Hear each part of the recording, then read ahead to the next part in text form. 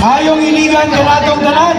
Atong pagyumpo sa atong kinalanggang Mayor Freddy Siao, Vice Mayor Dodo Manumanya, atong mga konsehales na diri, wala mga gwapa nga na diri, Councilor Michelle Sweet, Councilor Marlene Yang, si Councilor Tete, Councilor Betsy, atong ABC President Cesar Shakur, of course, nasa likod Councilor Pisyong, tapos si Councilor Queenie.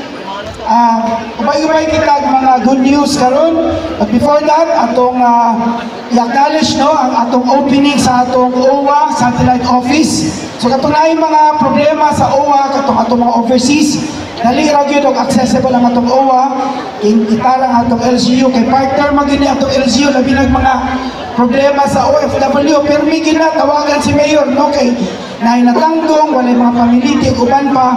So katong mga na-challenge no, sa OWA, naanak kini sa Robinsons, no, sa ilang service center sa second floor. Last week, nag-meeting usap kita sa Solid Waste Management Board. Kung usa sa gidiscuss niya ni ang atong landfill proposal, kay sa atong history wala magitay landfill sa Iligan, no? So nanay mga good news kay nanay nipasa na sa kating MGB, no? Doon ay mga challenges, but asa man to si Semo Head nato wala diri, no? So hopefully ma-process na nato ang pagpalit sa yuta sa atong landfill, kay kinahanglan gyud kita nga nay landfill. Una, requirement kini sa atong SGLG. Ikaduha, nakitay lugar nga i-process nato labi ang atong Friday Mayor. So ang sunod niya ni ang ato na lang engineering design. Ang ikaduha usab ang atong proposal nga dugangan ang atong garbage truck, no, kay kulang gid ang atong garbage truck. Kay sa assessment sa Solid Waste Management Council, ang pinaka problema gyud nato ang segregation at source. Dagan pa gyud atong mga katawhan nga dili gyud mag-segregate. So ang usa sa gihimo nga lakang niani katong atong Eco Warriors, nakit na sila ilang kaugalingong version sa off-plan bisita. So magbalay-balay na usap sila, kay dili enough ang orientation di ay sa mga barangay officials o mga purok presidents. Though nagsugod na sila balay-balay, pero daghan pagigihapon ang dili mosunod sa pag-segregate sa basura. So atong inumduman accountability sa segregation lagi na sa barangay. Ang kampanya sa pag-segregate naagit na sa barangay, ang pagkuha sa basura naagit sa BMRF. So, this month, we will be assessing the BMRF sa barangay. Kaya uban, barangays for compliance sa gihapon. Dili functional, ug ang uban, wala kayot nituman gihapon sa atong balaod under Republic Act 9003. So mga kanano, and ang atong siguro nakahinumdum mo nga ang SP approve sa atong Solid Waste Company. Giulat gyapon natong approval sa TNR. Hopefully within the month mugawas na kini. Ang will process 250 tons of waste.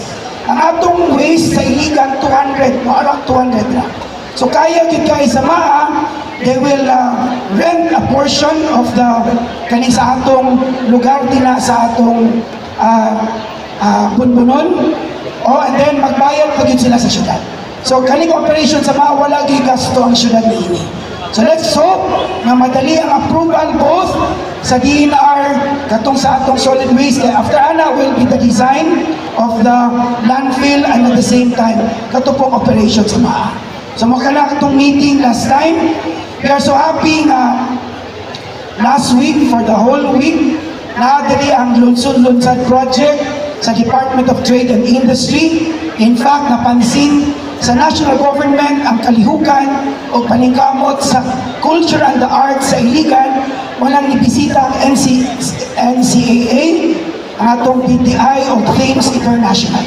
So, lipay kay sila, no, kay gabi kalaghan din atong mga artists din. In fact, appeal ang digital creatives, dagan mga opportunities no, income ang atong nakatawan labi na sa creative industries.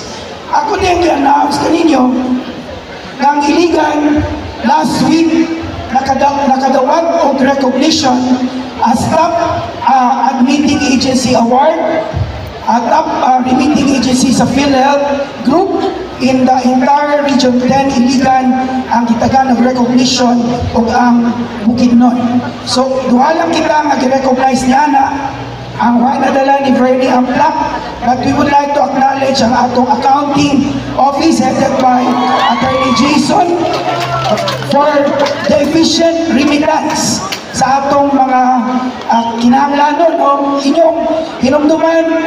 In the past, daghan kay issues and problems sa remittance. Karon hanaay na kaayo ang atong accounting office sa ilang mga remittances. Usa ni ani mo nang awarding kita sa Seal of Good Financial Housekeeping. Okay, plastar hanay ang atong mga remittances, no, atong mga finances. Nakita ninyo sa social media